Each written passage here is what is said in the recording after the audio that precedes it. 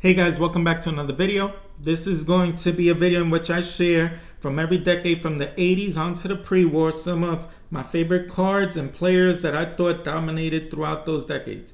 And this is all because of a video response for Sammy Thunder. Sammy Thunder is having a giveaway. I had the pleasure of meeting him in person at the National. Great guy. He actually gifted me with a t-shirt which I'll treasure for a long while of Ray Dandridge and a nice team pack of surprise cards. He's heavily into vintage. I recommend if you like vintage, if you like winning stuff, because he's always doing prize giveaways, go do yourself a favor and check out Sammy Thunder.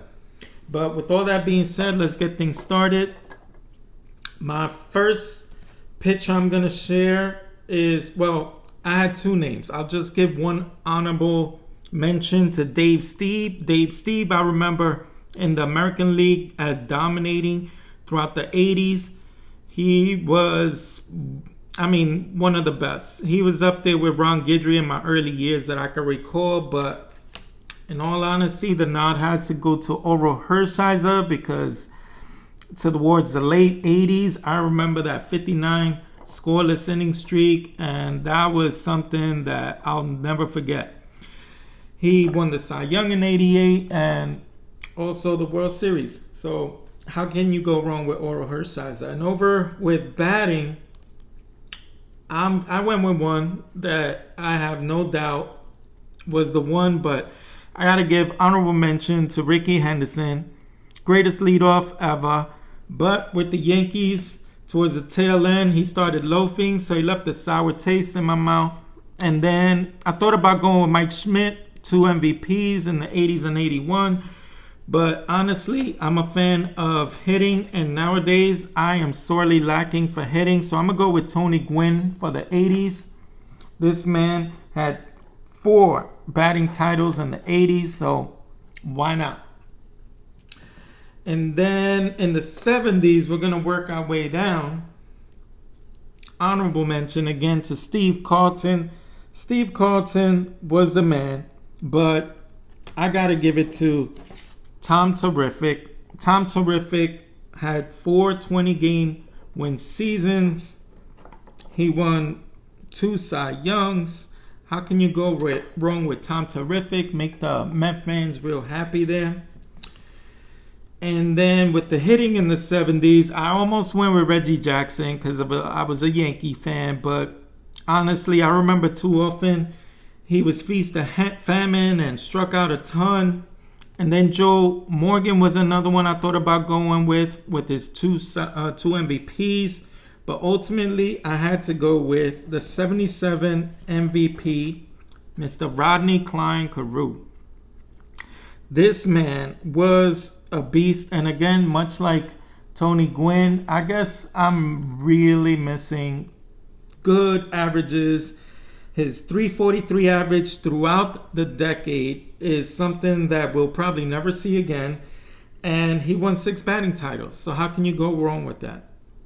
And then let's go over to the 60s. In the 60s, there was one name which I don't know if you guys are going to agree with. But I am laying down 2 big names. Sandy Koufax, only because he didn't play the whole decade. And Bob Gibson. And Bob Gibson I'm laying down because he didn't start off as strong as he ended it. So I am going to go with someone that started off strong and ended strong the whole decade. That's Juan Marichal. And Juan Marichal, for me, 6 20-game win seasons throughout the decade and no Cy Youngs to show for it. That is something that I think is criminal. He had a 2.57 ERA throughout that whole decade. He's just so great.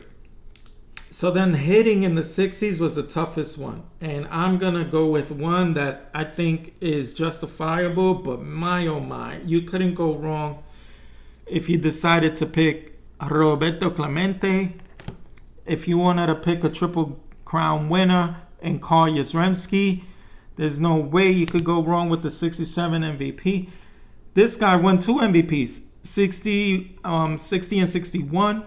Had a good year in 62, but then after that it dropped off. And this, he also won 2 MVPs.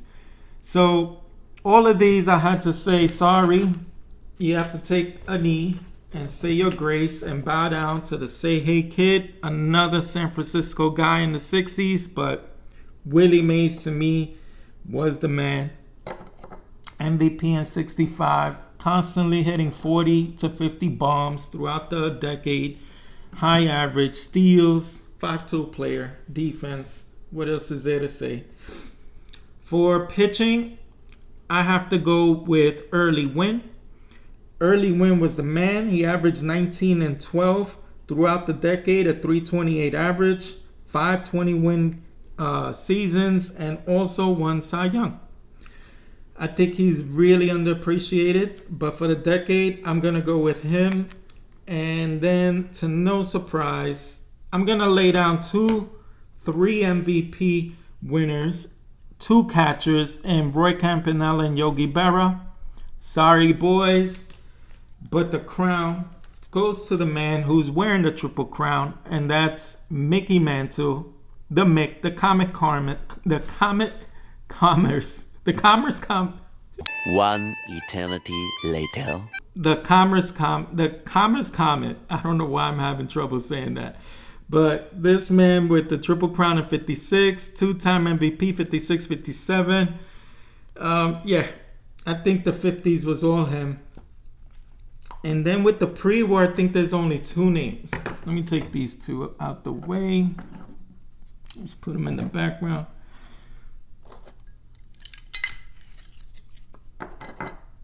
So with pitching, I think I went with the 2 biggest names for pitching and hitting, and I'm not even going to give any honorable mention. Walter Johnson, with his 2.17 lifetime average, had 417 wins throughout his whole lifetime and a 152 WAR.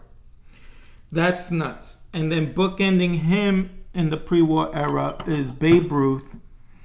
Babe Ruth, there's nothing to mention. It's just he transformed baseball into what it is. Got a little glare there. But these are the guys I'm going with.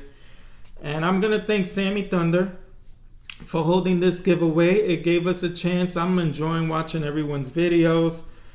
Pay tribute to some of the true beasts throughout the decades. It's so much fun to see how people are going to go with, who they side with. Do yourself a favor, go sub up Sammy Thunder, check out what he likes, and I'm pretty sure you'll like it. He's a great guy.